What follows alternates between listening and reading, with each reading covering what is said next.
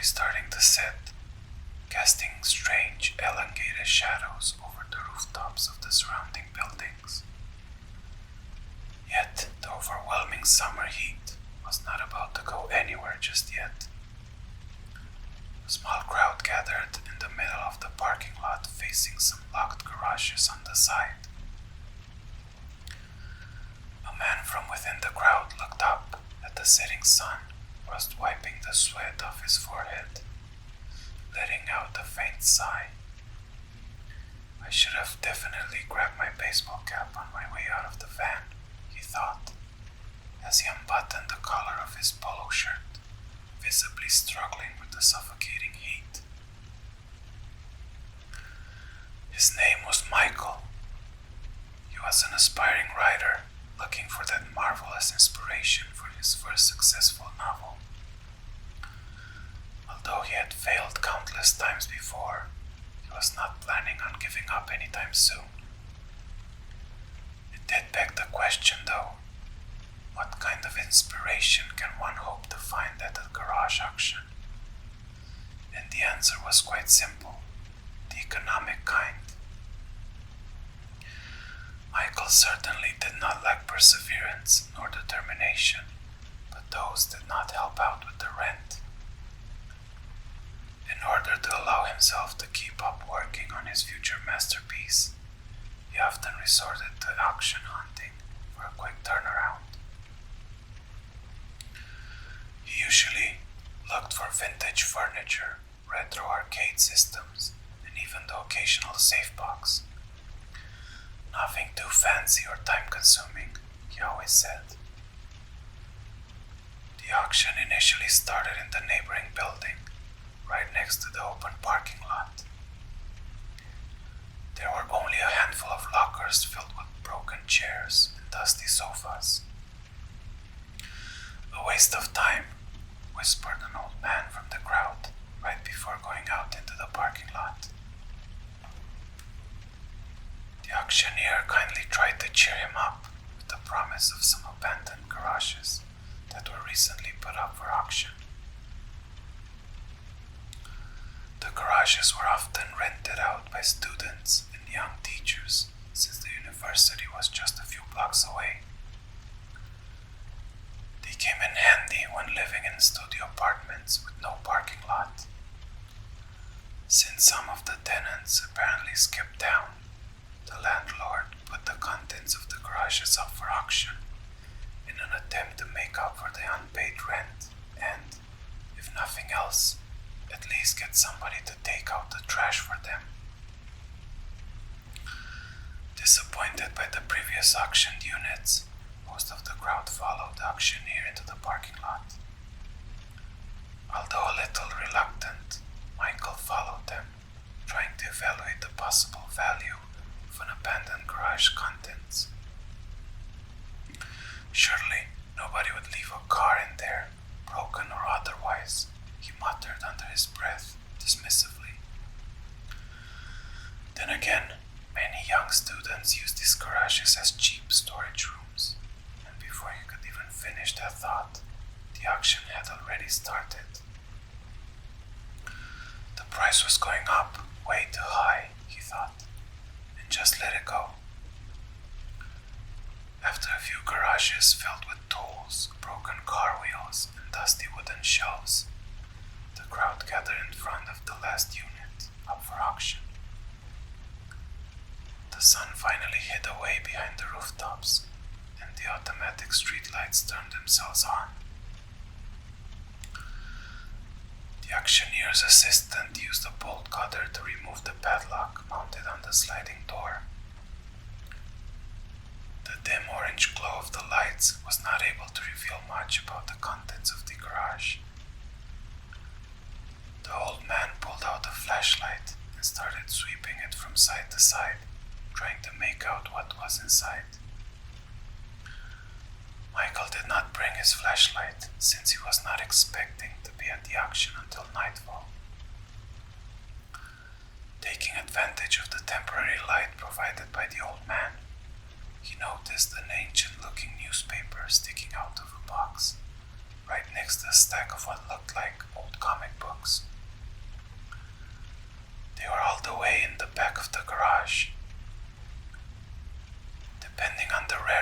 those comics, this unit could be worth something, he convinced himself. Nobody was particularly interested in that unit. Most of the crowd started heading back to their cars, as it was getting pretty late, so Michael managed to get quite a good bargain. After taking care of the paperwork, he loaded everything into his van and got ready for the long drive back home.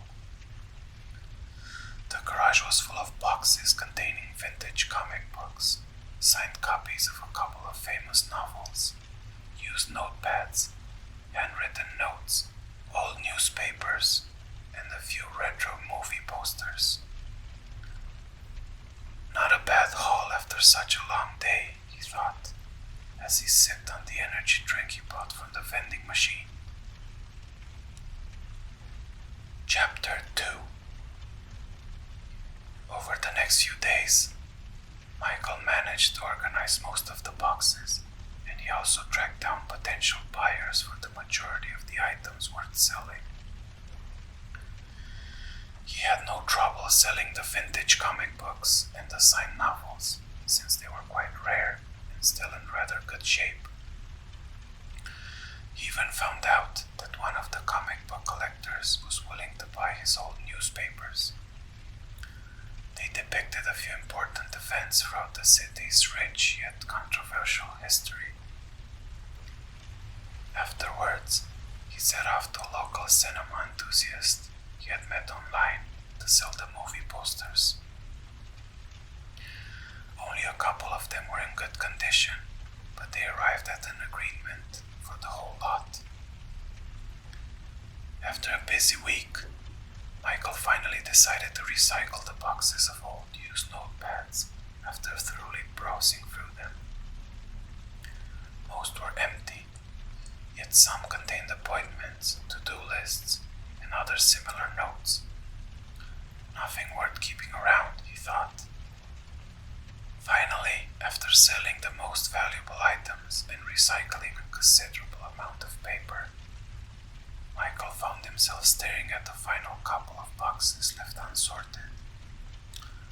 The cardboard discoloring indicated that they were quite time-worn.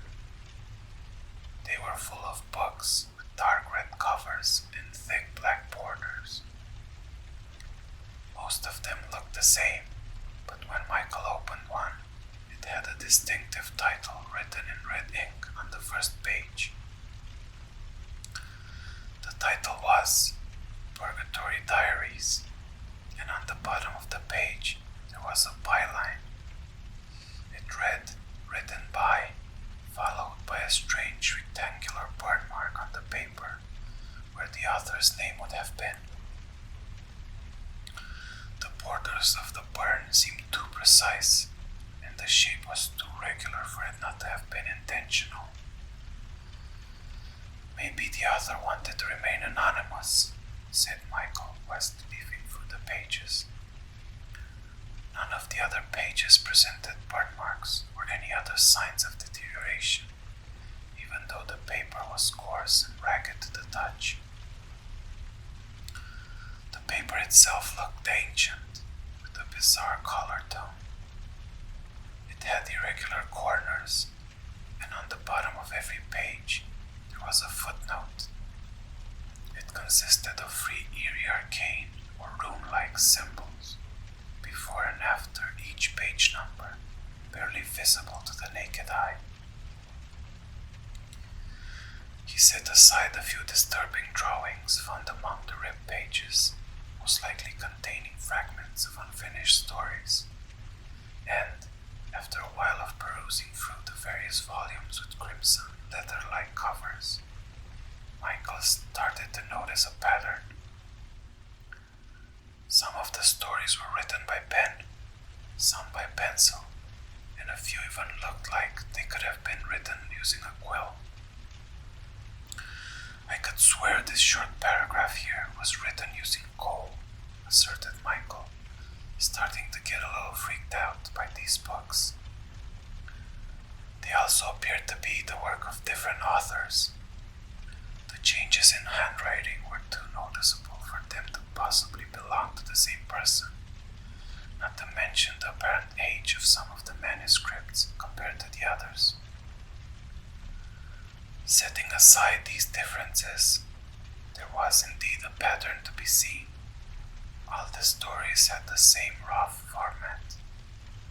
A blank page with the red title and the burnt author byline. Then, a subtitle on the second page, possibly indicating the name of the story, followed by the actual content of the said story. Some of them were shorter than others, while others spanned over whole books. A few of them had hand-drawn images depicting scenes, characters, or creatures, while most were merely walls of text. So many different styles, yet not a single one of them failed to adhere to the predetermined pattern. The first page presented the same red title and burn mark, followed by a short yet descriptive subtitle on the second page. And none of them lacked the strange symbols at the bottom of each and every page. Michael tried to find information about the book collection but failed to learn anything. This could be a private collection passed down from generation to generation, he said, with conviction in his voice. Having found a plausible explanation for the peculiar origin and formatting of the collection, and not being able to concentrate on his own writing over the past few weeks, he got curious about the actual content of the books. Perhaps he could find some inspiration in these dusty old books. Judging by the obscure drawings and weird symbols, they must be horror stories, he said, while inspecting the burn mark one last time before reading the first tale of the collection titled Purgatory Diaries. The bold subtitle on the second page read, A Night in the Forest. 8 years ago, during the week before Halloween, some friends and I decided to tell spooky stories around the campfire. We had always wanted to make a fire outside and hang out at night, but we were too young to go by ourselves, especially after midnight. That year things were different. We were no longer children, we thought. So we somehow convinced our parents to let us stay out late. We didn't tell them about the fire, obviously. Once we all gathered in front of my house, we only had to think of a good place to hang out, so that our parents wouldn't find out about the fire. We ended up making the fire near a small dirt road out by the forest, leading straight to the riverside. The setup was great. A creepy forest, the sound of the river flowing, crickets chirping, and the scary sight of an abandoned stone house in the background. It was a rather warm night for that time of the year, and the moon was shining over the forest, casting strangely shaped shadows on the walls of the abandoned house. It was quite unsettling when you caught a glimpse of a moving shadow out of the corner of your eye.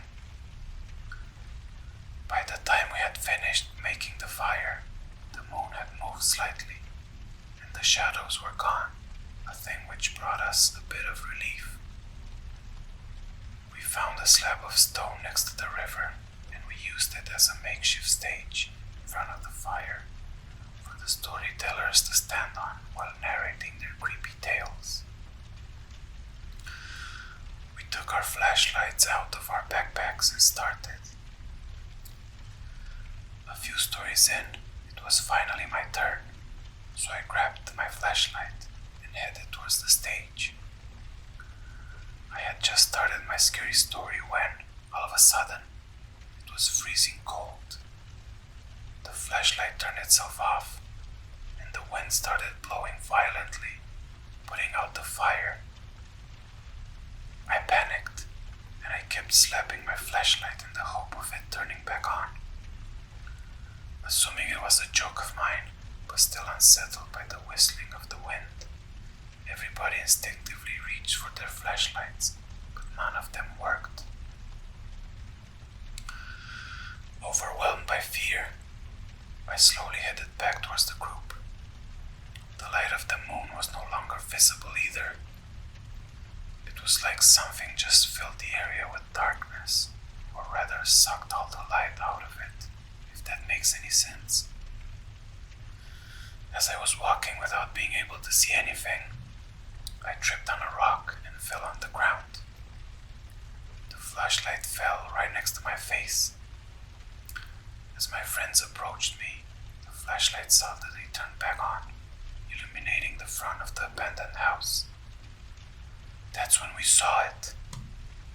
A little fair-headed doll, its pigtails adorned with red dotted ribbons, all covered in what looked like blood, was standing on the window ledge.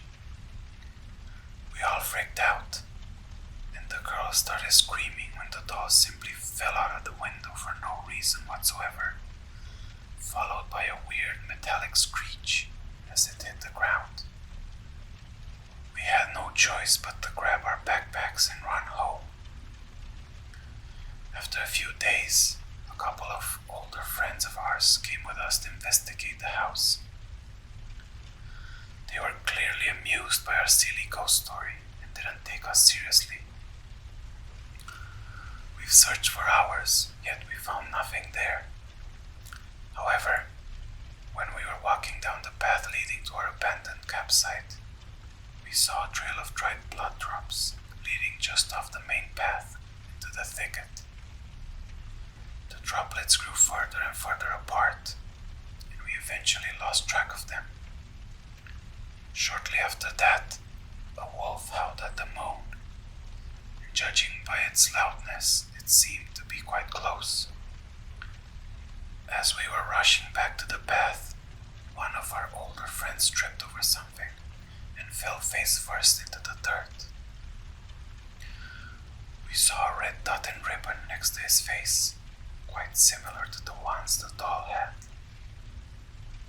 As we dug through the hard gravel, we came across a hand, a little girl's hand, covered in dry blood. Chapter 3.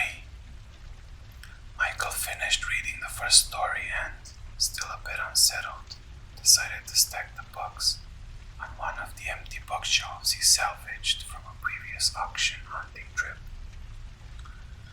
Upon reaching the last few books, he realized that some of them were blank, potentially meant for future entries in the bizarre collection of creepy stories. It's been a while, he smirked, trying to recall the last time he actually put his thoughts on paper rather than using a computer. Motivated by the discovery of his newfound bedtime stories, Michael decided to start writing his current work on one of the empty volumes he found at the bottom of the boxes. When opening the red cover, the now familiar red ink title greeted him on the first page. So did the runes and the pre-written page numbers. It's crazy to think that someone took the time to do all this work, he thought. He gathered some of the previous drafts of his work in progress and got ready to resume writing. Hours went by, and before he could even notice, the sun had once again made room for the cozy blanket of darkness that shyly engulfed his narrow street. Exhausted from all the work and strangely fascinated by the dance of a couple of moths in front of the street light next to his driveway, Michael fell asleep, resting his head on the desk. His slumber was far from peaceful, and it looked like he was having a nightmare. However, he was suddenly woken up by the sound of his book falling on the wooden floor. Confused by the violent noise, he instantly forgot whatever he was dreaming about, picked up the fallen tome, and just moved over to the couch where he fell asleep once more. That might have been the most peaceful sleep Michael would enjoy for quite a while. Over the next few weeks, Michael's productivity increased tenfold. However, the nights were becoming growingly restless with each passing sunset. He was having vivid nightmares that had him waking up drenched in sweat and gasping for air. He started going to bed very late at night, falling asleep in front of his desk most of the time. The exhaustion was blurring out most of the images he could retrain from his ordeals. Yet, on that particular night, after dozing off while writing once again, he woke up, letting out a terrifying scream. He witnessed the deformed image of a pale doll covered in blood. The doll's unnaturally contorted face and dark hollow eyes haunted him every time he closed his eyes. After a long while of waiting in complete silence, Michael crashed on the couch and turned on the television. Nothing interesting was on, except for some telemarketing advertisements and late-night reality shows, but he did not care much about it. All he wanted right now was some background noise to soothe his racing mind. After deciding there was no use in trying to go to sleep again, he decided to grab another book to read without turning off the television. As he opened the selected volume, the red title greeted him once more, a sight he found strangely comforting. "All right then, what do we have here?" Michael asked rhetorically as he read the subtitle. "The Bloody Mary Game." A few weeks ago, I went on a school trip to visit a couple of museums in the capital, so we had to spend a few nights at a hotel. It was bound to be just another boring experience, but that time it was not the case at all. On the first night, when we got back to the hotel, I met Nicole, a girl from another school that was visiting the same places as us. Her room was right next to mine, so she introduced me to some of her friends, and we got along pretty well. After a couple of hours, I went back to my room and got ready for bed. It was almost midnight, and as I was brushing my teeth, I could hear the girls laughing, so I put my ear against the wall and tried to listen using the glass resting on the sink. I couldn't quite make out what they were saying, but it sounded like Nicole and her friends were murmuring and giggling. I assumed it was just some good old-fashioned gossip and went to sleep. The following day, when I met up with Nicole and the crew, I asked her about the previous night. She said they were playing the Bloody Mary Truth or Dare game. It's like playing Truth or Dare by spinning a bottle, but with a twist, she said. Basically, if you chose truth, you'd have to share a personal secret about yourself. Otherwise, you would be dared to say Bloody Mary 3 times while staring at yourself in the mirror with the lights off, only having a dim flashlight pointed at your face. It is said that if you complete those steps, Bloody Mary will come and take your soul, or some nonsense along those lines. Another important rule was to record yourself while you completed said ritual. I laughed about it and asked if I could join in, and she naturally invited me to come back to her room around midnight and play with them. After yet another exhausting museum tour, it was finally time for the game. Once we were all back at the hotel, I changed clothes as fast as I could and rushed to Nicole's room, eager to have some fun after such a boring day. After a few quick turns and witnessing Nicole scaring some of the other girls, it was my turn to take the flashlight to the bathroom. I said the name twice without any hesitation, However, when I was about to say it for the third time, a cold chill went down my spine, and I almost turned on the lights. Then I heard Nicole calling me a chicken, so I just shouted, "Bloody Mary," at the top of my lungs. I could feel myself clenching my teeth as soon as I uttered the words, as if I was getting ready for Bloody Mary to come, or most likely just Nicole trying to scare me. To nobody's surprise, nothing happened, and we carried on with the game for a couple more rounds before going to sleep. 3 weeks have passed since that night, and I have gathered some friends at my house to teach them the game.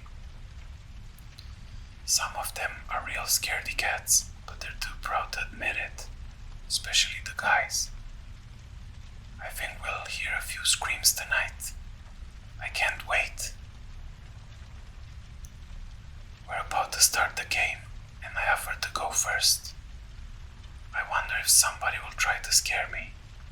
Quite frankly, I kind of want them to. The rush of adrenaline and the silly look on one's face when they get scared of their own reflection is quite something. As I enter the bathroom with the lights off, I proceed to say the name 3 times. After a few seconds, I hear my friends complaining that they didn't hear me, so I just say it again 3 more times. After a brief moment of silence, I notice a slender figure behind the shower curtains. It looks a bit like my little sister. She's rather short for her age and has long, wavy hair. I bet she's trying to scare me. The other kids waited for about 5 minutes before checking in on their friend. They turned on the lights, and she wasn't there, but the window was wide open, so they all laughed and thought she ran outside to scare them by knocking on the door. Her sister picked up the phone and replayed the recording. After the 6th Bloody Mary, a dark silhouette of a girl appeared to come out from behind the curtains. As she got closer to the mirror, dark red streaks could be seen on her face, almost like she had been crying blood. A couple of seconds later, the phone just turned itself off, and so did the lights. Chapter 4. Unlike the first time he read one of these stories, that time around, upon finishing the second one, Michael did not feel unease nor dread. The story itself creeped him out a little, that was true, but all he felt after closing the dark red covers was weariness. For the first time in weeks, he jumped right into bed and fell into a deep, peaceful slumber. He rested uninterrupted by any nightmares or tormenting images when he closed his eyes. The next day, he woke up refreshed and in a rather good mood compared to the past couple of months. The sun shone brightly into his living room through the half-open blinds. Michael spent a couple of hours just relaxing under the sunshade, contemplating his little garden. As the sun rose higher into the sky, so did the temperature along with it. Michael was craving a cold beer to quench his thirst, but he had none left in the refrigerator. He has basically been living off coffee and biscuits for the past few restless days, not allowing the minor inconvenience to ruin his good mood. He grabbed his baseball cap and headed towards the grocery store down the road. After a 10-minute walk into the scorching sun, he let out a sigh of relief when walking into the air-conditioned store. It was almost noon, so there were not too many people walking about due to the heat. However, there were a few people in the store.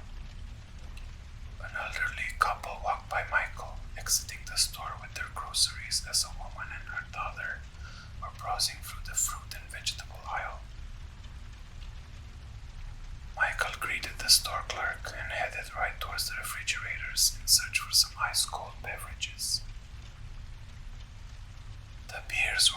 back of the shelf, so he had to reach in for them until he was all the way up to his shoulder inside the refrigerator. Just as he grabbed the six-pack by one of its plastic rings, he heard a strange metallic chuckle, causing him to release the beers and slightly hit his head on the top shelf, rattling the glass soda bottles that were resting on it.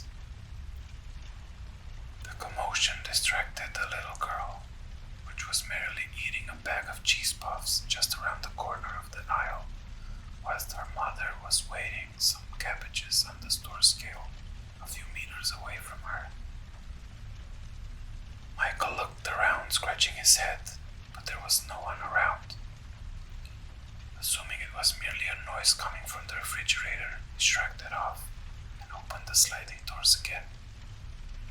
Must have been the fridge. I was practically inside the damn thing, so it makes sense for the sound to echo around like that, he concluded, reaching once again for his drinks.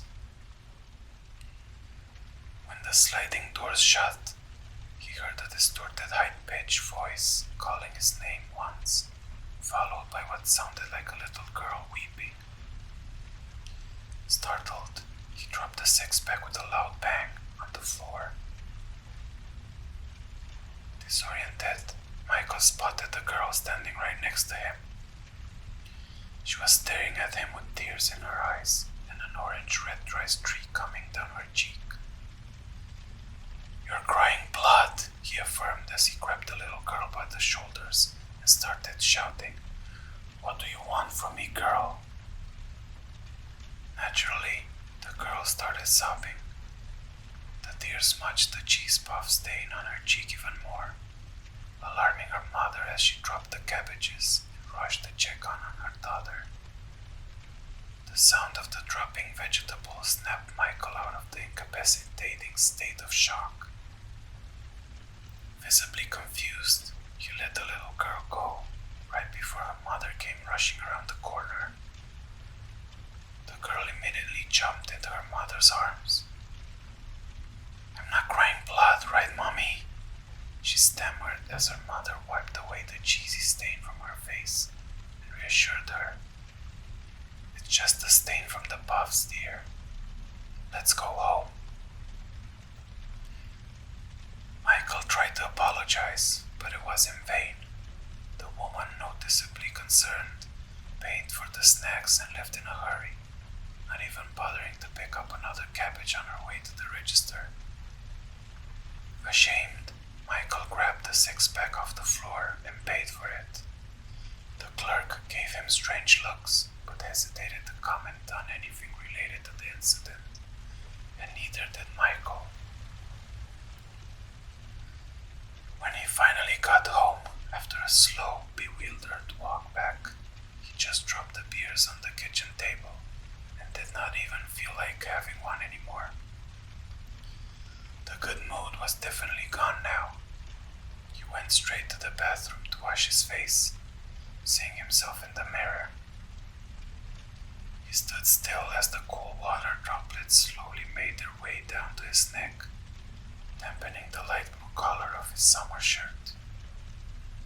His thoughts once again fled to the book he had read the night before, but he quickly slapped his cheeks a couple of times with both hands and ran out of the bathroom, shutting the door behind him. He laid on the couch for the rest of the day, mindlessly zapping through the television channels. "I should get back to my writing," he thought, but he did not feel compelled to do so. As night's darkness slowly crept in, he decided to go to sleep early. He made his way upstairs to the bathroom, yearning for the previous night's peaceful sleep. He turned off the lights and closed his eyes, but unfortunately, sleep failed to arrive until it was almost morning. Michael was tossing and turning all night, and when the exhaustion eventually caught up with him, the nightmares came back, worse than ever. Michael found himself back at the store, holding the refrigerator's glass door open, staring at his reflection in the fogged-up glass, The little girl was behind him again, but she seemed different somehow. Her eyes were completely black, and she was staring with her head tilted at an uncomfortable angle, completely motionless. He slowly closed the door, and as the glass started to clear out, blood started pouring out of the girl's eyes. Michael was paralyzed, and he could not bring himself to turn around. As the reflection slowly disappeared, the girl let out a bone-chilling wail. He woke up on the floor screaming and covering his face. As he calmed down, he noticed the pillows were tossed all over the wooden floor, and the bed sheets were all shifted and crumpled, apparently from his restless struggles to fall asleep. It felt like the nightmare went on for ages, but it was still pretty early in the morning when he woke up. He felt even more exhausted than before going to sleep, and in a futile attempt to clear his mind, he decided to continue writing his story. He never really quite figured out what kind of atmosphere would better fit his story before the auction. But as the nightmares haunted him day in and day out, his writing slowly started to morph into a dark and eerie tale, not unlike the rest of the volumes from the collection. Michael soon realized that the sleepless nights and night terrors would not stop anytime soon, so he tried to keep himself busy with his writing. He was actively avoiding sleeping, and it worked, for a couple of weeks anyway. Chapter 5. Michael could not recall when was the last time he went out of the house, as he was throwing away an empty cardboard pizza box. He glimpsed the unopened six-pack of beer on the table right where he left it so many days ago, since he never bothered to put them in the refrigerator. After the grocery store incident, he was quite reluctant to interact with other people. His mood swings caused by the constant exhaustion did not help either. Who would even want to talk to me looking like this? I'm a mess, he deplored when catching a glimpse of his unkempt beard and the huge bags under his eyes in the mirror. As the sadness and exhaustion overwhelmed him, he was starting to doze off right there in the bathroom, while supporting his weight with his arms resting perilously on the wet sink. The unwelcome sound of a weeping girl distracted him as his hand slipped, causing him to fall down and hit his head on the toilet seat. All he could hear before losing consciousness was that tormenting weep, crawling its way out from the back of his mind into his daily life. Please make it stop, he sobbed as he closed his eyes. The nightmare started with a metallic chuckle, followed by what he could only make out to be unintelligible whispers. His mind could not focus on them, since the weeping of the little girl was getting louder and louder. He looked around, noticing his writing desk. Is this my house? He asked himself, as he struggled to make out the rest of the room. It was strangely dark, and the only visible area was the desk, dimly lit by the flickering light of his reading lamp. The chuckle and whispers appeared to be coming from that direction, and before Michael could get there, the rustling of fabric behind him stopped him in his tracks. He turned around and noticed his bookshelf, lit up by a strange reddish glow. There were no books on it, and instead, he witnessed dozens of tiny dolls with blonde pigtails adorned with red-dotted ribbons, all of which were covered in blood spatter. The shelf began to creak as the dolls started to shake violently, rapidly moving their limbs around with sharp gestures, causing the rustling of their minuscule dresses.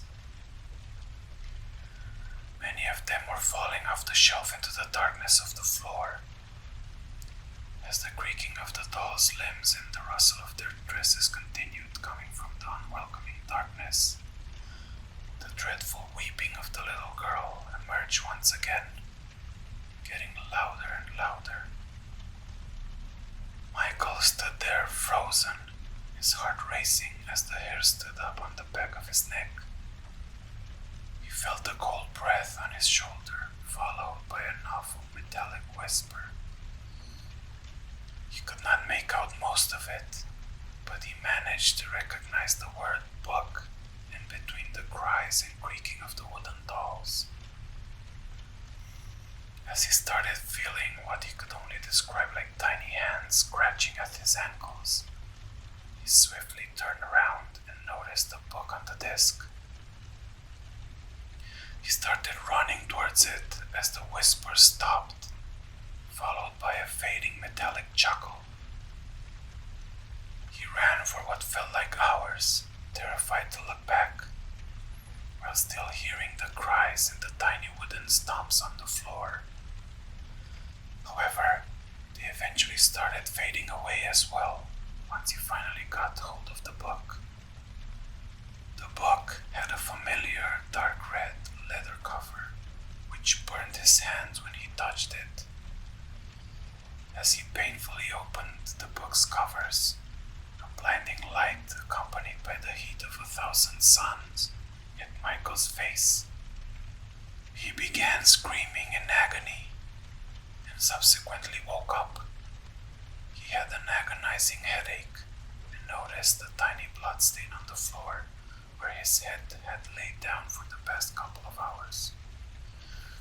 While sitting on the cold bathroom floor, Michael gawked at his bookshelf and the numerous dark red books resting on it. That was when it all made sense to him. I must keep on reading if I want to get rid of the nightmares, he stuttered as he hastened to grab another book. He sat down on the couch, holding the selected book with both arms, with the utmost care, almost as if it were a newborn child. He was still a bit shaken up by the dream, and the pounding pain coming from the top of his head got more intense with every breath he took. But none of that mattered, since he felt a sense of sweet relief. It will get better soon, he reassured himself as he opened the book. Feeling safe once again, Michael smiled as he glanced over the red title on the first page.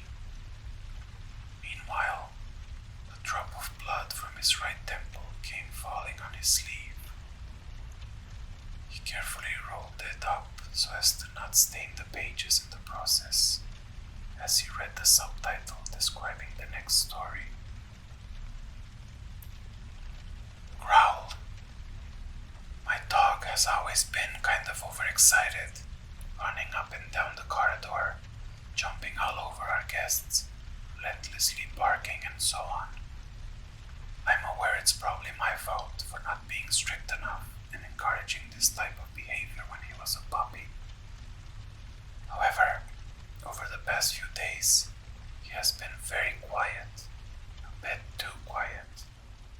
He's always hiding under the bed or behind the curtains, and sometimes he even tries to hide under our linens, which is unusual since he's never allowed on the bed. Up until today, I just shrugged it off.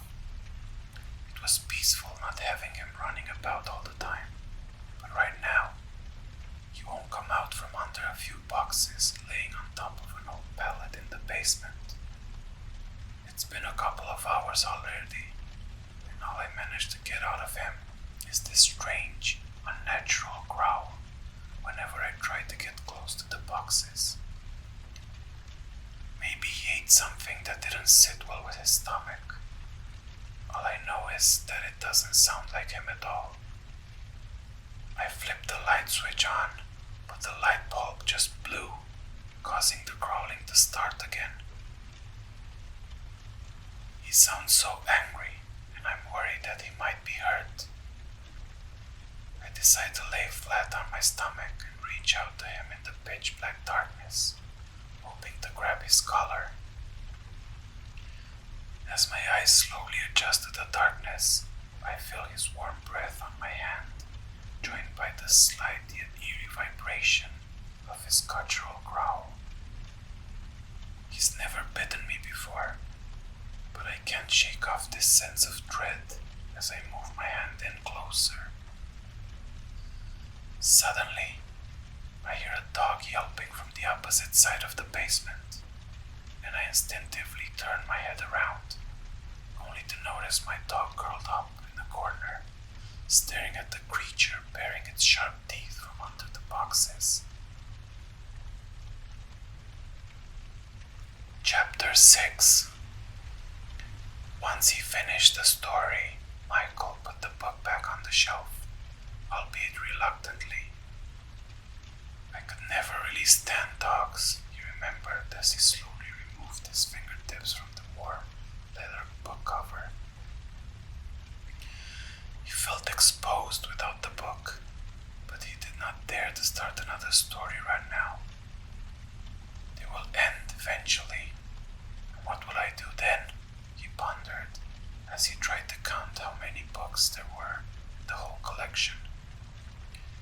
He barely made it past the number 11 when the headache made itself known once again, causing him to have blurry vision. It was not getting any better, and as he struggled to focus on his reflection in the mirror, he could notice the bump on his head had swollen up considerably. Concerned, he washed away most of the blood from the right side of his face and grabbed the van keys. As he was pulling the van out of the garage, his vision was almost back to normal, for now at least, so he drove away to the emergency room at the local hospital. It was quite a short drive, since the hospital was in the center of the town, not far away from his house. After all, you're never more than 15 minutes away from any place in town, as the locals used to tell Michael when he first arrived. The blurry vision would come back for short periods of time every now and then, but he got there safely and without any incident. As he was sitting on a chair in the waiting room, Michael noticed a poster advertising some kind of allergy medicine. It depicted a brown Labrador laying in the grass. He was staring at the dog's eyes when his view distorted once again. Through the blur of dark brown and green colors, he could make out from the poster he noticed two shining white orbs of light coming from both its eyes. The nurse called his name as he was struggling to focus on the image. His vision got back to normal as soon as he turned around to face her. Michael told the doctor about the bathroom accident, the headache, and the blurry vision. When asked about the cause of the fall, he eventually admitted that he has not been sleeping well and has been having nightmares. The doctor prescribed something for the swelling, also recommending some mild sleeping pills to help him get some rest. After showing him out, the nurse kindly advised him to come back if the blurry vision episodes and swelling do not get better in a couple of days. The sun was setting as he drove back home. The sky was glowing orange as Michael let out a deep yawn. He could not find the garage keys, so he left the van parked outside and walked inside the house. He was thinking about getting some writing done before bed, but he was noticeably too tired for it.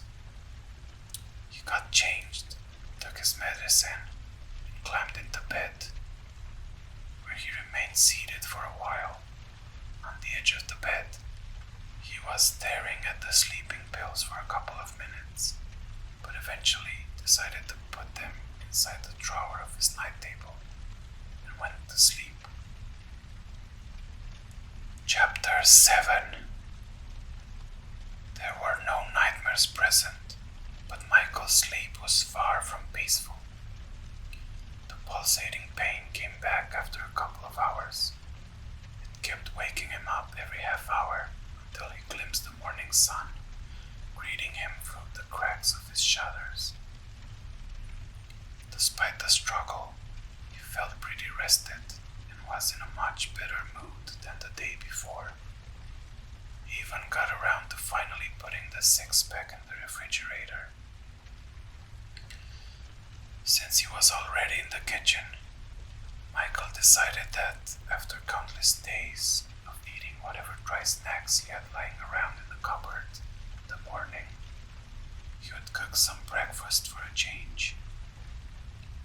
He only had a couple of eggs and a piece of smoked bacon in the refrigerator, but that did not stop his good mood from flourishing, as he devoured the hot contents of the plate in just a couple of minutes. Following such a fulfilling meal, he sat down at his desk and started writing. Once he set his mind to such a dark tone for his story, it did not take too long for him to decide on what kind of conclusion he wanted for his story. He scribbled it down on a piece of paper and set it aside, continuing the story from where he left off. He kept himself busy for almost all day. However, he remembered to take regular breaks in order to eat and take his medicine. When nightfall inevitably crept in once again, he did not feel as exhausted, and the blurry vision episodes had decreased significantly. At around 9:45, he decided to stop working. So he grabbed a cold beer and turned on the television as he sat on the couch. The peace and quiet did not last long. While Michael was getting his third beer from the refrigerator, he heard a loud bang coming from the basement. The basement's wiring had been fried for ages, and he never got around to calling a contractor to fix them. He would always use the heavy-duty flashlight he took to auctions when going down there, but that was in the van parked outside. If somebody was down there, he could not waste time grabbing the flashlight and coming back.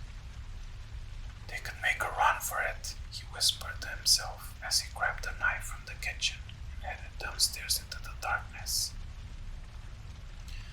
As a car passed by his house, its headlights shone through the windows of the house and hit the glass of the basement's open door, casting an oblique flash of light down the stairs. That did not help Michael too much, since it was gone in the blink of an eye, and he was still making his way down the flight of stairs. Once he got down, he regretted not grabbing his phone as a possible source of light. Before he could consider heading back up, he heard a ghoulish growl coming from the back of the room. He froze into place, grasping the handle of the knife as hard as he could, staring hopelessly into the darkness. As he peeked down at the weak reflection of the light coming from upstairs, he noticed that, helplessly enough, his vision was starting to cloud up again. Unsure on how to act, he was trying to focus his view on the far corner of the basement, where he noticed two white dots of shining light standing out in the pitch-black darkness. He readied himself, anticipating another growl, followed by an attack perhaps. Then stop. He was startled by a loud sound, not that of an animal, but that of a near-splitting truck horn coming from outside. As the truck passed by, its massive lights reflected on the glass windows of the door once again, illuminating the wall in front of Michael. His eyes instinctively followed the light and spotted a dark, tall shadow figure on the wall. The shock caused him to drop his knife on the concrete floor and flee outside, as a faint chuckle could be heard coming from the darkness. He rushed to his van, grabbed a flashlight and a metal baseball bat from the back seat, then returned to the basement. Under the blinding light of the torch, the corner where he heard the growl had nothing to reveal, and neither did the wall where the shadow stood. "Is my mind playing tricks on me?" he asked himself as he slowly walked backwards up the stairs. He proceeded to lock the door leading into the basement and both outside doors. He never locked himself inside the house before. Strangely enough, rather than feeling safe, Michael felt trapped. He could not sleep at all that night. So there he sat, baseball bat in hand, on a wooden chair he placed in front of the basement's door. The next day, he took advantage of the light coming in through the tiny windows in the basement to go back down and check if anybody or anything was there. Yet there was nothing, absolutely nothing. Not even a goddamn rat, he ranted. Not necessarily relieved, but mostly sure that nobody has invaded his house, Michael could let his guard down a little. He started thinking about the nightmares and the bugs. Those damn bugs. Are they helping me or are they making it worse? He wondered as he passed his hand over the bug's spines. The dark leather-like material was always rather warm to the touch, and that baffled Michael. How could an inanimate object give out heat? Maybe it's because of the material. It could get heated up by the sunlight, he assumed, as he managed to move away from the shelf. That night, he finally decided to take the sleeping pills. He pulled the pill bottle out of the drawer and read the prescription. After a long while, he gulped them down and tried to get some well-deserved rest. He still had nightmares, but they were not as intense as the last time. He neither heard nor seen anything strange during the next day, so he kept taking the sleeping pills for the next week and a half. Chapter 8. Eventually, the sleeping pills were starting to run out, and the crippling anxiety was catching up to him again. For the past few days, he almost finished his book and lived a somewhat normal life, but as the sleeping pills were running out, his uneasiness was growing with each nightfall. Michael stared at the last 2 pills and took one. Just a couple of days of peace left, he sighed as he closed his eyes. But sleep did not come. He was staring at the spider dutifully casting his web in the corner of the ceiling when he noticed the time. It was 3:30, so he turned on the lamp and took the final sleeping pill, desperately hoping to get some sleep. As he was getting drowsy, he could make out a tall shadow figure getting closer. Before he could make out any details, his droopy eyelids shut, and so he drifted off to sleep, accompanied by the creepy lullaby of the metallic chuckle he heard so many times before. That time around, the nightmare was horrifying.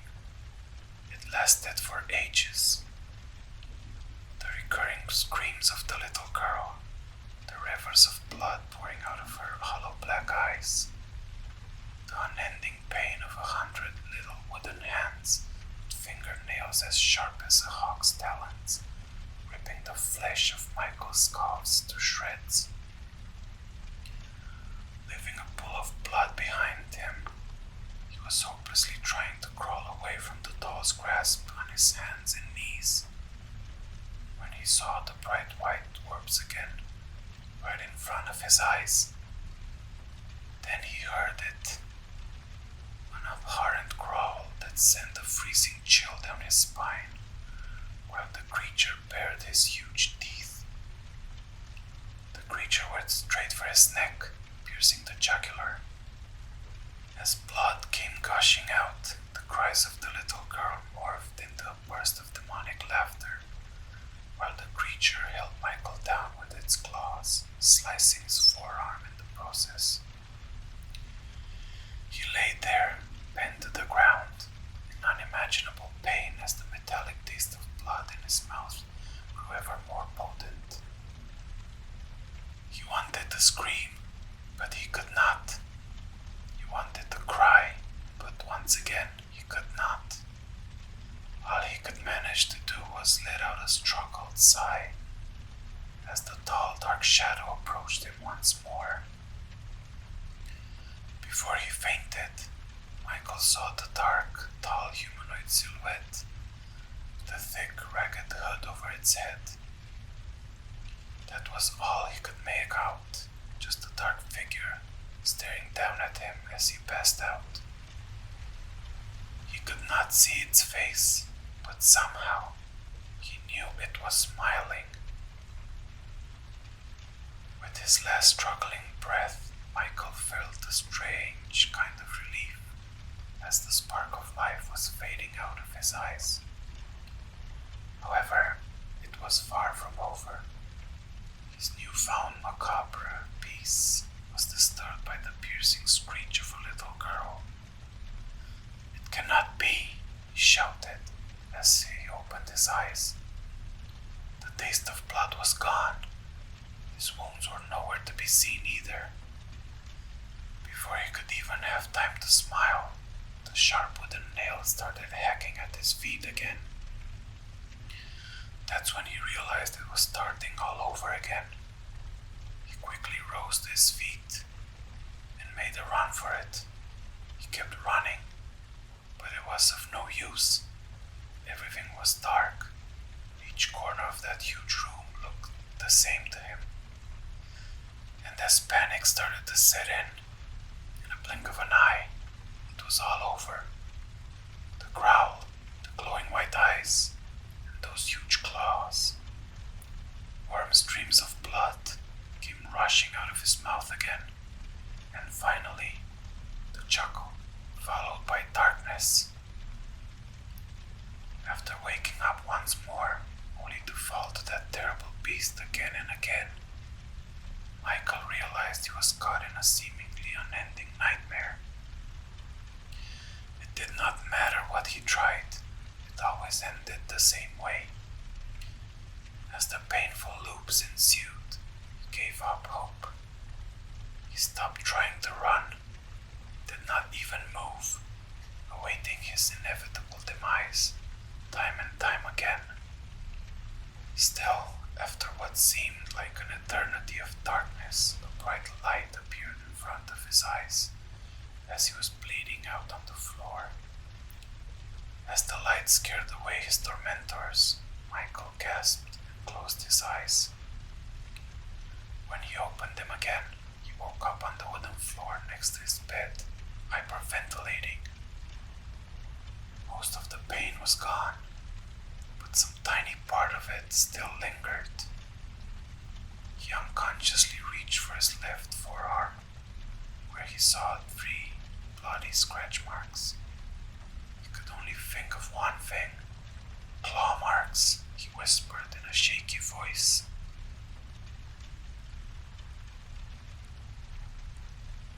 Chapter 9. Michael did not sleep for the following 3 days in a row. He kept himself busy by writing and spending the late hours watching the sports channel. His desk was overflowing with discarded energy drink cans and stained coffee cups. However, realizing that he could not keep it up forever, he started browsing through the book collection whilst carefully caressing his bandaged arm. dragged his wooden chair and sat in front of the bookshelf. He kept trying to think of some safe way out of the dilemma he found himself in. He was convinced that reading another book would certainly help him sleep peacefully for a couple of days at least. However, it seemed that every time he indulged himself with another tale, whatever horrible creatures haunted the yellowish-tinted pages would join his current roster of demons and would just add to his torment. Quite a conundrum indeed. What to do? What to do? He stuttered as his head was getting heavy. He closed his eyes only for a brief moment, but that was enough to startle him.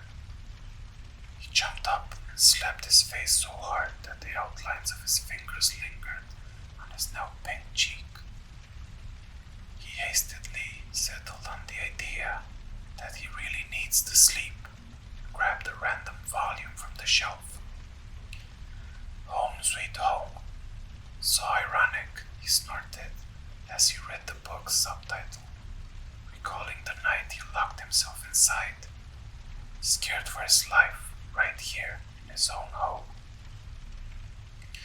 He hesitantly turned the page, worried about what kind of woeful misery awaited him at the end of these coarse pages.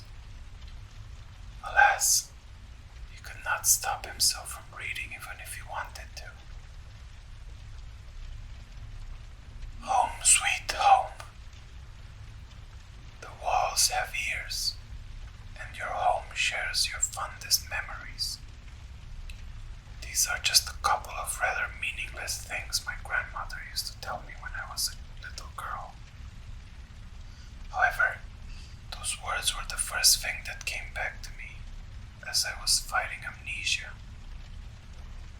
Nobody had a clue why, and quite frankly, everybody was so happy that I was regaining my memory that nobody seemed to care about anything else. I didn't care either, not at first anyway. My amnesia was caused by an awful car accident, which I was lucky to survive, even though I've been suffering from a temporary amnesia for quite some time. My family had a particularly bad time with it, but it got better eventually. The first few weeks were horrible. I couldn't recognize anyone, kept crying myself to sleep, just felt overwhelmed by all the people trying to talk about who I was and what happened to me. After that, I went through a long period of denial, but as stubborn as I was, the bits and pieces started to come back, and I regained most of my long-term memory. I still don't recall all the minor things I used to do or like, but overall, I'm pretty much myself again. That's a good thing, right? Well, I don't really know. I had been discharged from the hospital just a couple of days ago. Now I'm back home. I should be happy about it, but something doesn't feel right. No, it's not the fact that I occasionally forget my brother's name, or forget where my room is, and other memory loss related issues. I was told that some of them are normal symptoms that linger on for a while, especially in cases as severe as mine. However, that's not what's bothering me. It's something else. I think I might be losing it. Maybe it's some kind of damage my brain has suffered, or maybe it's caused by all the stress I've been under. I really don't know what it is, but it freaks me out. And I sincerely don't know if I'm going crazy right now. It started as I was unpacking my stuff the other day. I found an earring, and then I spent quite some time turning the bags inside out, looking for the second one. Despite the effort, I failed to find it, so I asked my mother if she had seen it around the house. She smiled and sat down next to me. "You always put on just one earring, dear. It was like your own unique style of wearing earrings," she said, insisting that I've spent years wearing only the one earring. Apparently, the whole thing started when I was in such a hurry to a birthday party that I forgot to put on both earrings. Some boy I knew noticed it and said that I looked cool that way, and I've just stuck with it ever since. She also added that I only wear them both for special occasions. I tried to remember, but I couldn't. As I was struggling to access my lost memories, she asked if I wanted her to buy me a new pair. I told her I wanted to go back to my old habits, or at least give it a try. I thought it would help me regain my lost memory, so I put the earring in my left ear and continued to sort out my things. When I finally finished, I stood up and looked at our beautiful garden through the window. I suddenly noticed that my reflection displayed a brief shining light coming from my right ear. It looked like I had an earring in it, reflecting the sunlight. I was getting closer to the window when my mother came in without knocking on the door. The squeaking of the door's hinges startled me, and I momentarily forgot about the reflection. As I turned around, she noticed my earring and kindly told me that I put it in the wrong ear. I was freaking out, but assuming it was just my brain's way to remember things, I mentioned nothing about the reflection and tried my best to act normal. She went through a lot, and I didn't want to scare her, so I just took the earring off and went to sleep.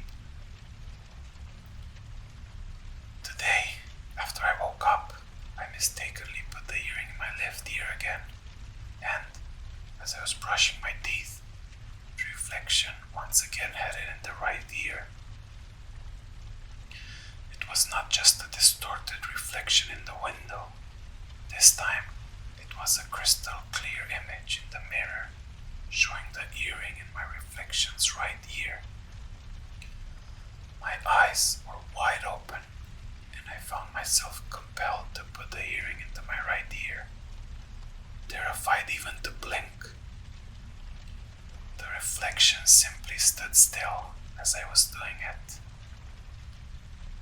Now it's in my right ear, and I'm staring at my reflection's dreadful grin as it strokes its right ear.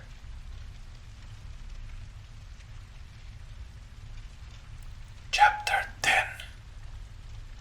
Michael set the book down and sighed heavily.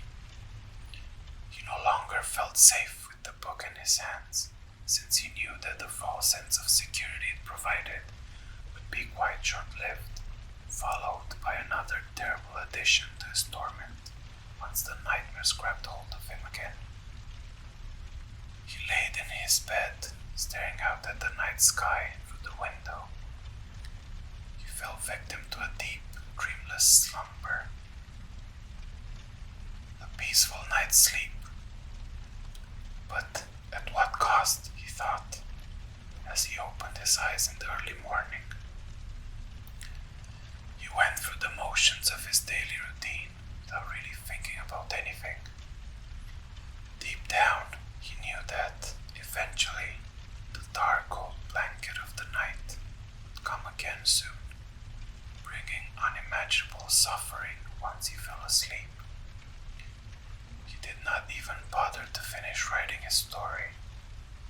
He had the ending written down on a pile of loose pages on his desk, but he could not get around to writing it in the red book. He started to despise the feeling of the warm leather covers. Surely enough, the next day, the nightmares were back in full force. Aside from the usual dark room filled with his worst nightmares. Now there was a huge mirror hanging on the wall, right across from the bookshelf where the ghastly collection of dolls stood. As Michael ignored the cries and the creaking of the dolls, he walked in front of the mirror and was greeted by his distorted reflection, bearing a revolting grin. He tried touching the mirror, but he woke up before he could reach it. While still visibly startled by the images he witnessed, Michael was experiencing a moment of clarity. He was certain beyond the shadow of a doubt that each book he read manifested in some way in his nightmares. Therefore, he rushed to the basement and grabbed a few cardboard boxes, filling them up with the collection of books. He then sealed the boxes with tape and loaded them into the back of his van. He was going to get rid of them, but he could not just drop them into the dumpster across the street. I need to destroy them, he thought. He rushed inside the garage and grabbed a half-empty gasoline container and a box of matches. He drove all the way to the outskirts of town perilously, parking his van on an off-road dirt trail leading towards the river.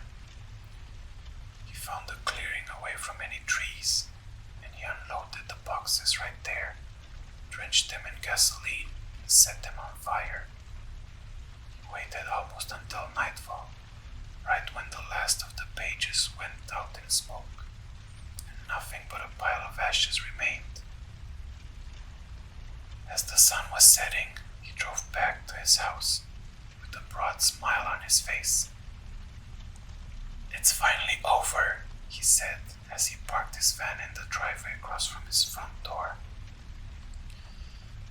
It was still early, but he did not care. Finally, free of those cursed books, he wanted to rest. So he skipped dinner and went straight to bed, not even bothering to change his clothes, even though they were giving off a strong odor of smoke. To his despair, Michael's slumber was interrupted by a loud thud coming from downstairs. He slowly went down the flight of stairs and suddenly dropped to his knees, screaming. He noticed the open book on his desk, the one containing his unfinished story. It was part of the collection, but he forgot about it whilst disposing of the others. To make matters even worse, he also noticed a few sealed boxes resting next to the bookshelf. He was shaking violently as he struggled to open them, only to reveal the familiar crimson leather covers. The scratch marks on his left hand started itching, and the bump on the right side of his head started pulsating with pain as he crawled away from the boxes and started crying. After half a dozen hours lying on the wooden floor, he was starting to feel sleepy. "I cannot fall asleep," he told himself, as he was struggling to keep his eyes open. He shoved the boxes down the stairs into the basement and locked the door. Although it was an impulsive action, he remembered to include his unfinished book as well, along with all his drafts and notes, just in case. Michael bravely resisted the urge to sleep for almost a full week.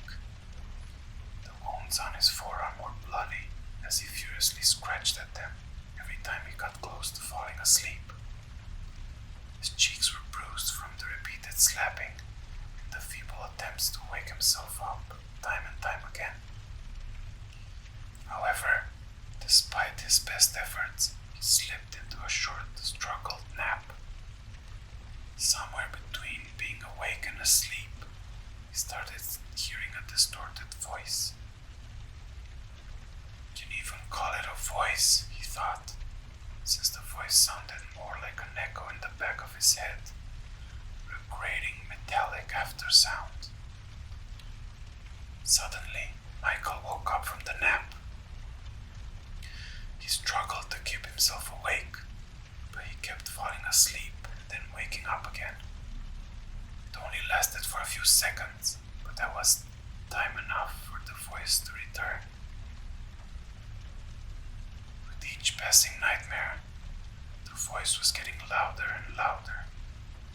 Michael could not understand the words it was trying to communicate, but they terrified him all the same. After a couple of hours of repeatedly falling prey to the bursts of short naps, his body finally gave up and he collapsed on the wooden floor. He felt it in his bones that he would not be able to wake up immediately. In that hypnagogic state, still unsure if he was asleep or awake, he noticed a dark silhouette sitting on his writing chair, staring down at him. It was the same figure with the ragged hood that was stalking his nightmares, only that it was not a hood, but long, scraggly black hair resting on its shoulders, covering most of its upper arms. Michael tried to look at its face, but there was no face there to witness. No matter how hard he tried to focus on its face, he could not see through the darkness surrounding it. As he lay there flat on his back, staring at the dark humanoid shape, its metallic chuckle froze the blood in his veins once again, followed by the eerie voice talking to him. As the dark figure stood up, several locks of dark hair started to slowly float unnaturally around its head, almost touching the ceiling of the room. As it moved its limbs, a strange smoke-like mist radiated from its body, rapidly dissipating into the air. Motionless, Michael had no choice but to listen. And after a few moments, the unintelligible metallic whispers became clearer and clearer until he could finally understand them. The shadowy miscreation asked him if he wanted to be freed from the nightmares that haunt him. Before Michael could even formulate an answer, the shadow continued talking, informing him that the task ahead was simple. He only needed to finish writing his story, and he shall be released from this torment. Confused and still paralyzed by fear, he blinked, and before getting the chance to speak, the shadowy figure was gone, and he was wide awake. Chapter 11. Michael got his unfinished book from the basement and rested it upon his desk. He sat there staring at it for hours, uneasy about fulfilling the request of his shadow visitor. Thinking about his initial draft of the ending, he started shaking his head. No. I cannot write this. I need to change it, he said, as he started writing down a new set of ideas. As the sunlight was getting weaker, he rushed to finish the first draft of the ending.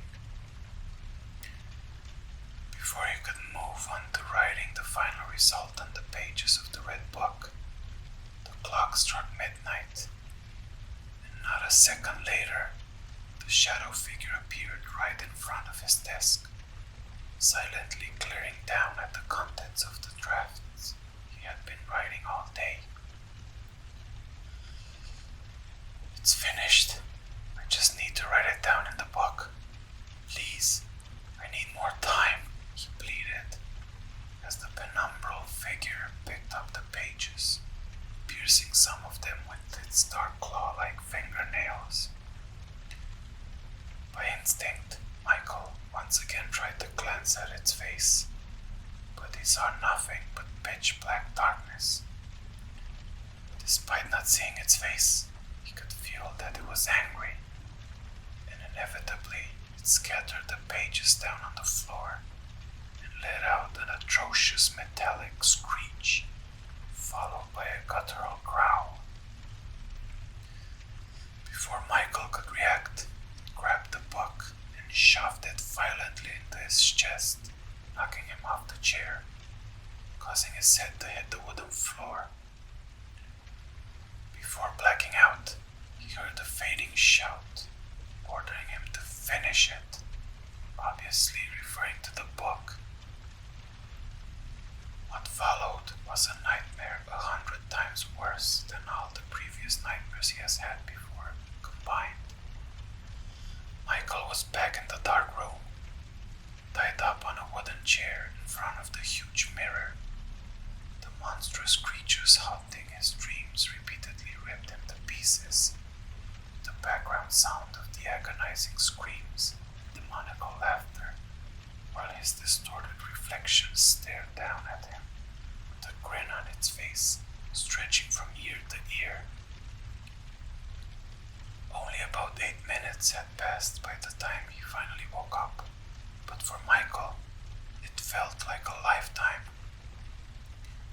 As he got up, a metallic surface on his desk reflected the full moon's light that was coming through the windows.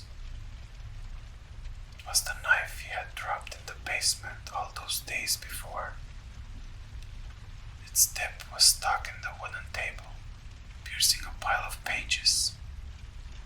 As soon as he glimpsed the contents of those pages, he realized in horror what the shadow meant by finishing the book.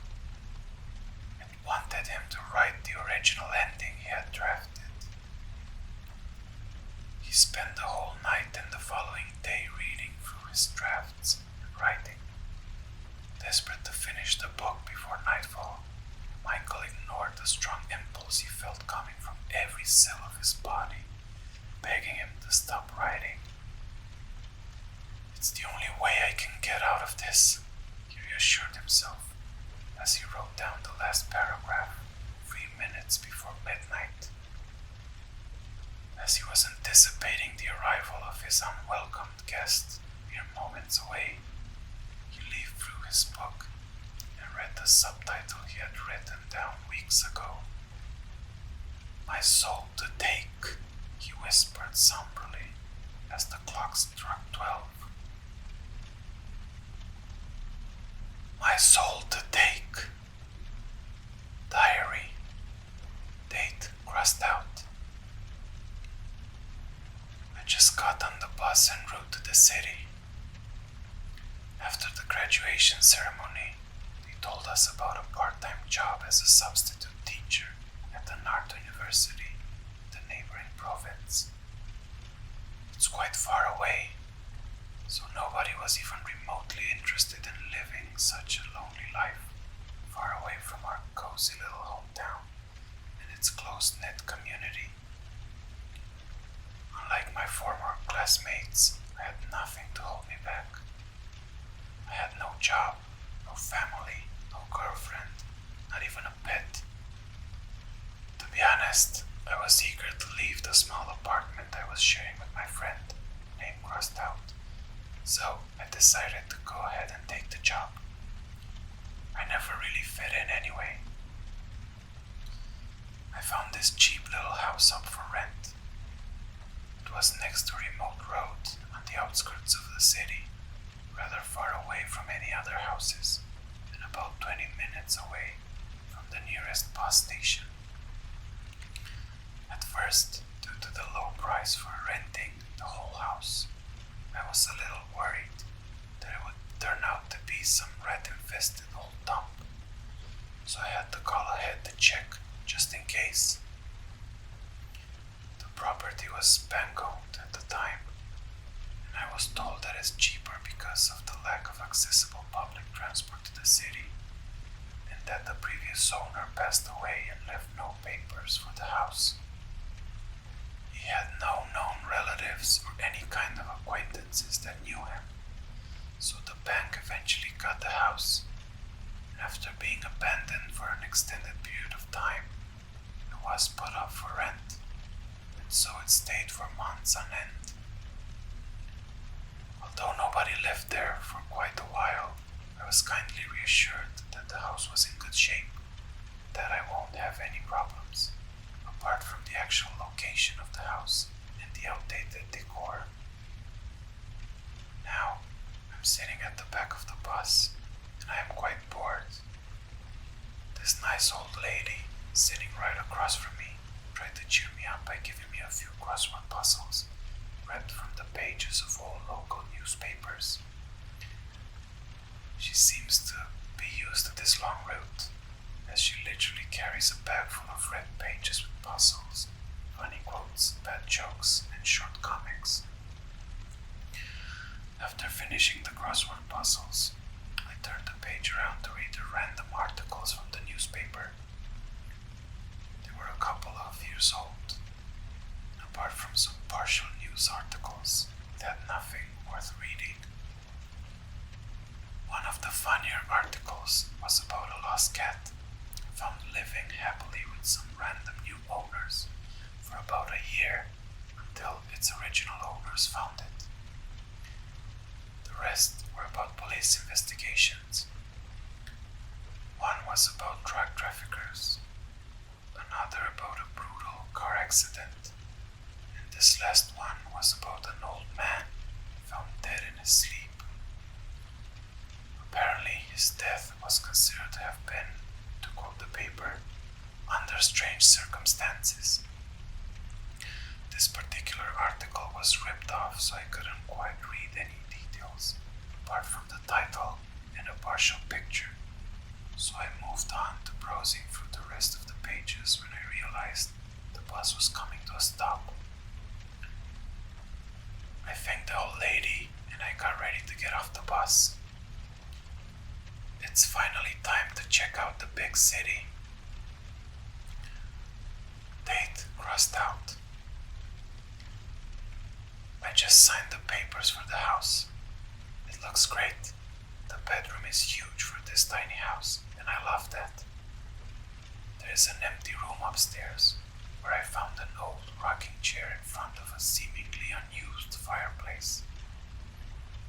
I like the feel of the room, so I decided to set up my paintings on the walls there. The rocking chair looks ancient compared to the rest of the furniture, but I think it gives the room a very relaxing touch, so I'll just leave it there for now. After I finish unpacking, I should really try to get some sleep. Tomorrow I'm going to the university to talk about the last details of my contract with the principal. I'm supposed to be starting work next week. I'm very excited about this job and admittedly a little nervous. Side note, the chair is actually quite comfortable despite the rough appearance. Date crossed out. I'm back from my first day at the university. The class I teach is great and they have a lot of potential, so I'm feeling very optimistic. I think I will show them the new painting I'm working on as soon as I finish it, of course. Between getting ready for the new job and moving out to the city, I didn't have much time for my art, but hopefully I'll get some work done on it soon.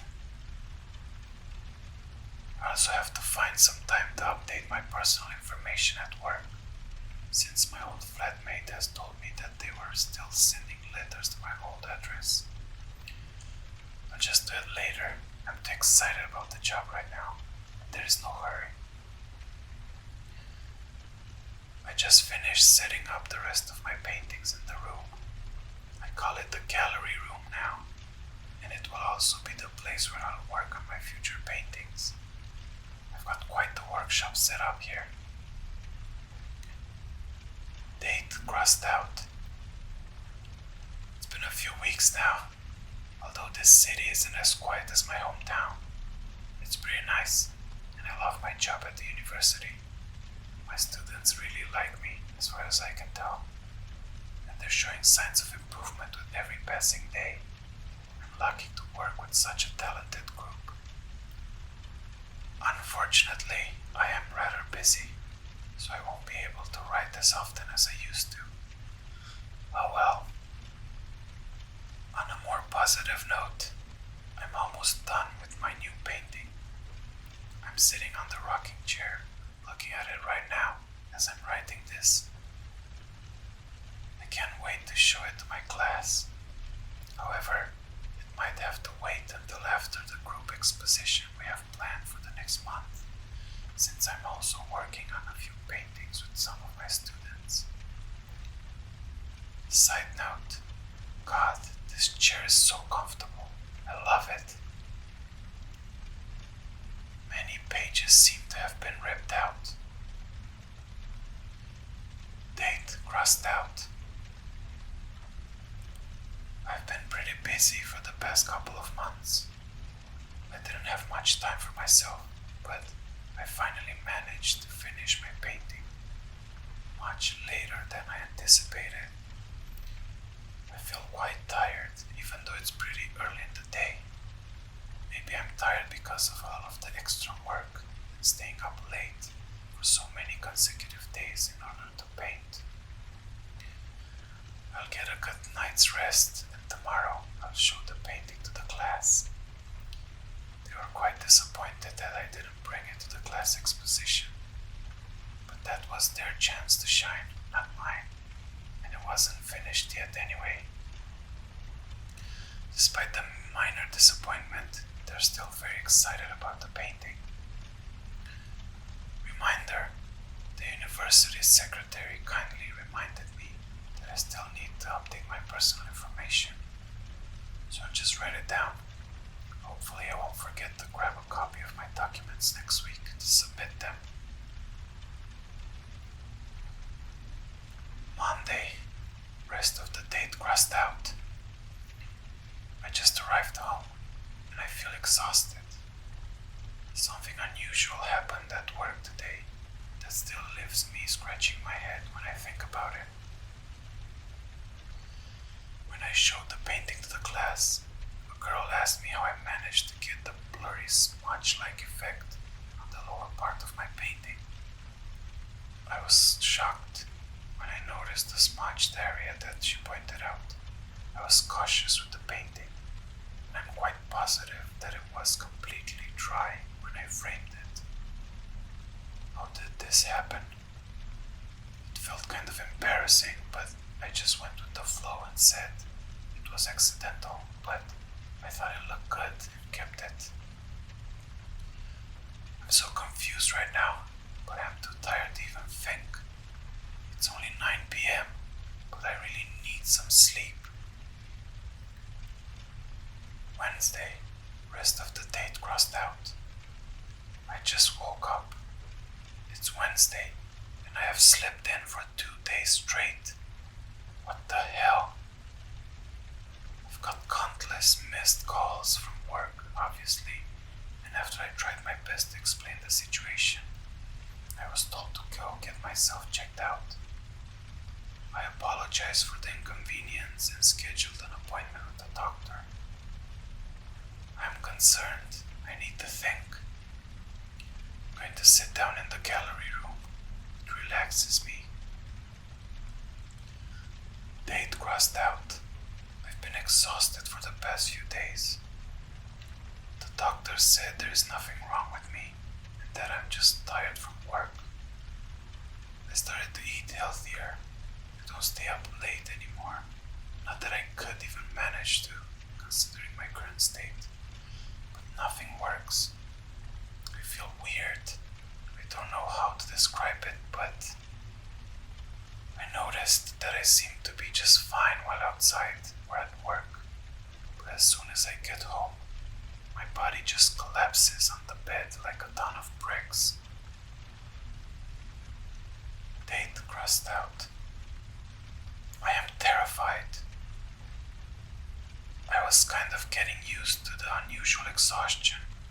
Things were okay until this girl from my class, name crossed out, came to see me after class, quite worried.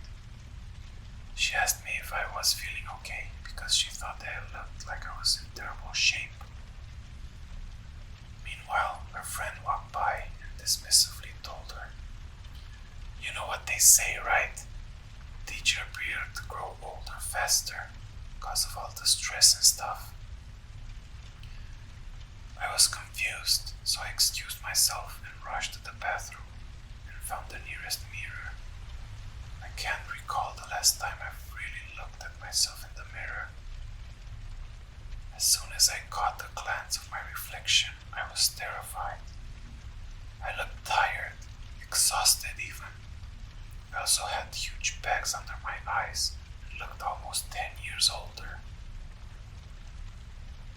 I finally got home. I tried calling the doctor earlier, but he's away on vacation. His assistant gave me the number of a colleague of his. The new doctor told me to make sure to bring my ID and meet him sometime next week when he has an opening in his schedule. I rushed to my desk and looked for my documents. When I pulled my ID out of the wallet, I started to freak out. My name, photograph, and every other personal detail on it was smudged. It looked just like the blurred part of the painting. All the text was crossed out. The picture of my face was smudged out beyond recognition.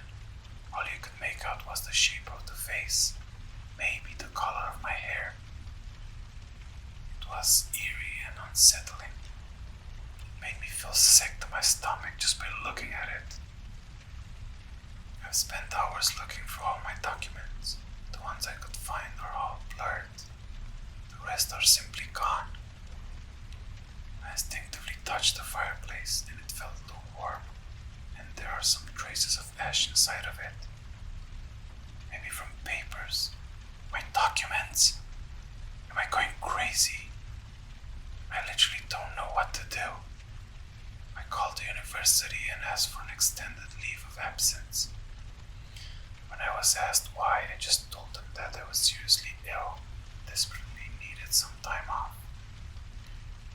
I didn't even wait for a reply before hanging up. I don't want to be seen like this.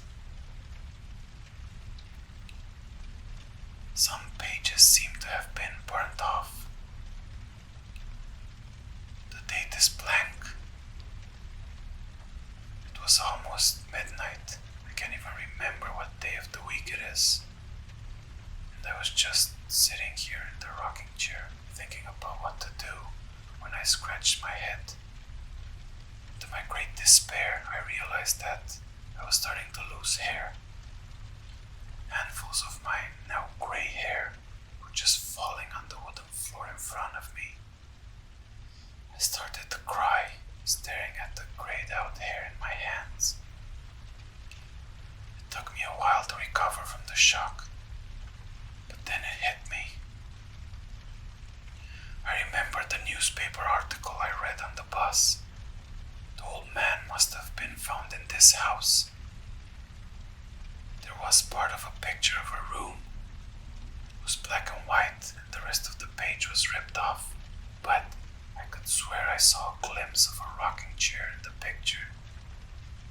Now that I think about it, it was the very chair I'm sitting in right now.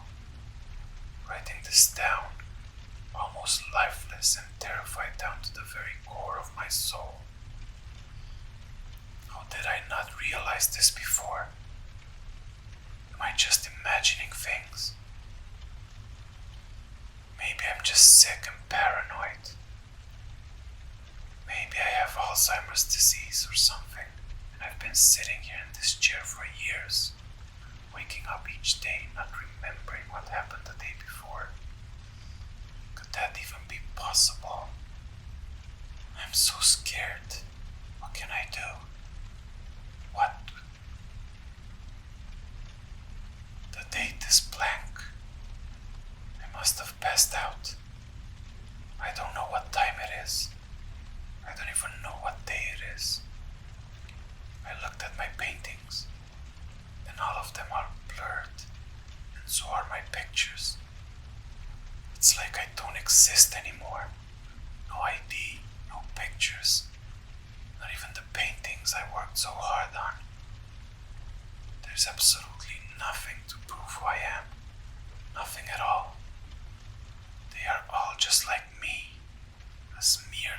shadow of what they used to be. I am nothing. Maybe I should get rid of them, burn them, or maybe I should just get out of this damned house. The door is locked. I can't seem to be able to break the windows either. Maybe I'm too weak to break them. It took me almost half an hour to get upstairs, and I could just barely pick up my paintings from the wall. I feel so tired. But I must do something. I must get rid of them. They drive me crazy. I can't see this goddamn blur again. I'm going to destroy them all. The date is blank. I just woke up. I was on the floor in front of the fireplace. Everything has burned in the fire. I don't know how much time passed by. God knows how many days I've been lying on the ground, unconscious. I barely got up, but as soon as I was standing straight, I violently collapsed on the rocking chair. I can barely write anymore, but it feels like it's the only thing I can do. It's literally the only thing I'm still capable of doing, although it's getting harder with each passing sentence. The pen feels so heavy, and I'm exhausted. I don't think I have much time left. It took me hours to write this last paragraph. I might as well write my name down. This is the only piece of paper that proves that I ever existed. I'll write as long as I can stay awake. Hopefully somebody will read it. My name is name crossed out, and I was born in rest of the paragraph crossed out.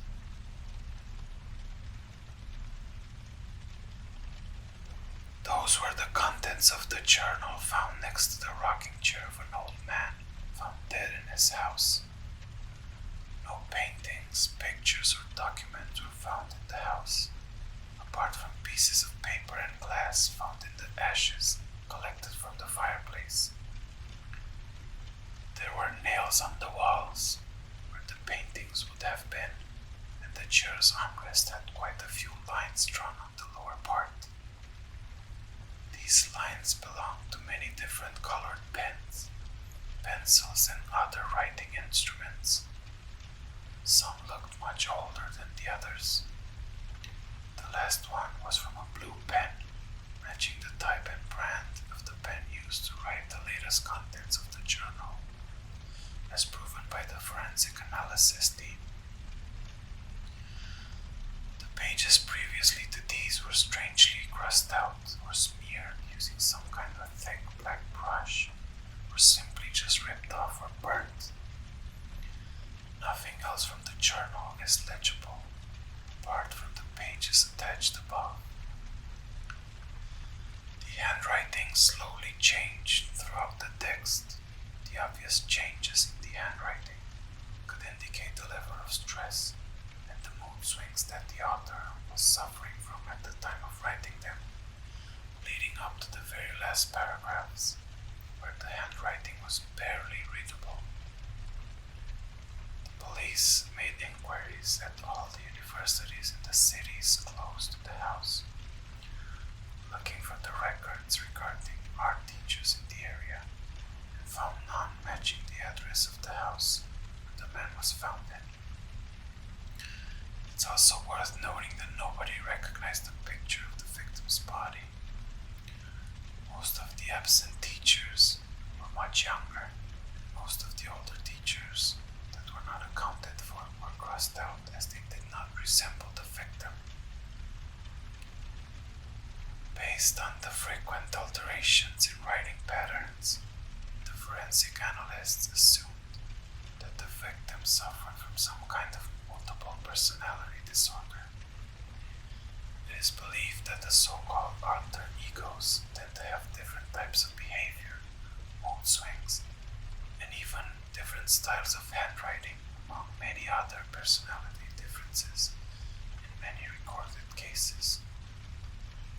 They also assumed that the old man was writing a fantasy journal or some kind of personal experience from his past, which would explain the lack of any information about his younger self that he describes in the journal, probably caused by his decaying mental health.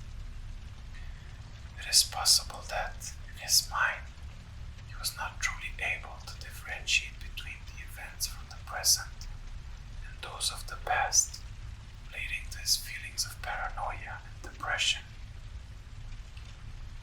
The house witnessed its second strange death to date, so it was closed down for investigation. However, assuming the journal was just the creation of an old madman's troubled mind that led to him burning down his documents and other personal belongings, the official cause of death was determined to be asphyxiation caused by the smoke. The investigation was also influenced by the lack of leads or evidence of foul play. Therefore, the case was closed. The house is now up for rent again. Online news article ends. Chapter 12. When Michael looked up from the book, his gaze was met by the tall, dark silhouette standing motionless in front of him. They stood there for a while in silence, till eventually it put out its clawed hand expectantly. "Write down your name and sign the book," said the dark miscreation in its awful, raspy, metallic voice that Michael knew too well. Feeling exhausted and defeated, he did not protest or resist, so he signed the book as instructed. As he handed over the open book, he froze while staring at the dark, faceless figure. His gaze got lost into the dark void surrounded by the abnormally floating black hair. It did not move its hand, but Michael's grip was growing tighter around the lukewarm dark red cover, his index finger pushing down on the coarse pages. The shadow grunted and pulled the book away as Michael let go, cutting the tip of his finger in the process. A droplet of blood fell on the little title page by his signature. As he was recovering his senses, the shadow was about to shut the book, but not before he could see the page starting to slowly burn around the bloodstain as the faint runes at the bottom of the page lit up in a reddish glow. As the burn formed a strangely familiar rectangle hole into the page, the shadow slammed the book shut. Michael felt lightheaded. His vision became blurry as the shadow's hair slowly fell down on its shoulders, resembling a ragged hood once more. The lights abruptly went out, and a metallic chuckle could be heard coming from where it stood as it disappeared into the darkness. The lights started to flicker, and after a few moments they came back to normal, and so did Michael's vision.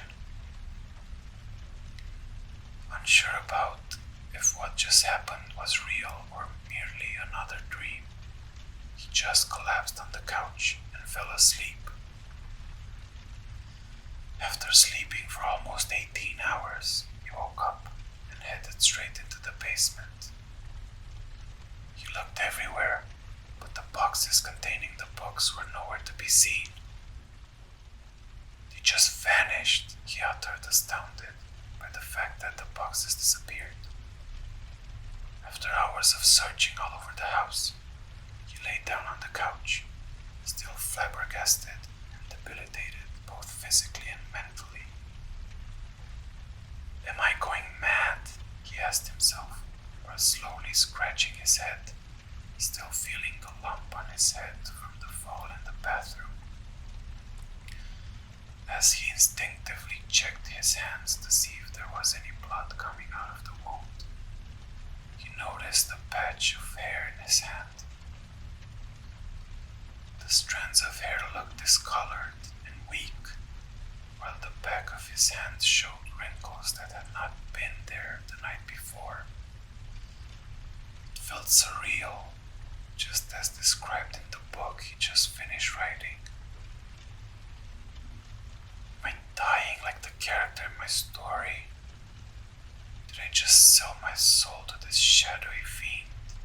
He thought, as he laid on his back, exhausted, staring blankly at the ceiling. I'm just tired, that's all, he said in a gravelly, raspy voice, as a tear glistened in the corner of his left eye. So tired. I just need to sleep, he sighed. The tear rolled down his cheek as he fell into a deep slumber.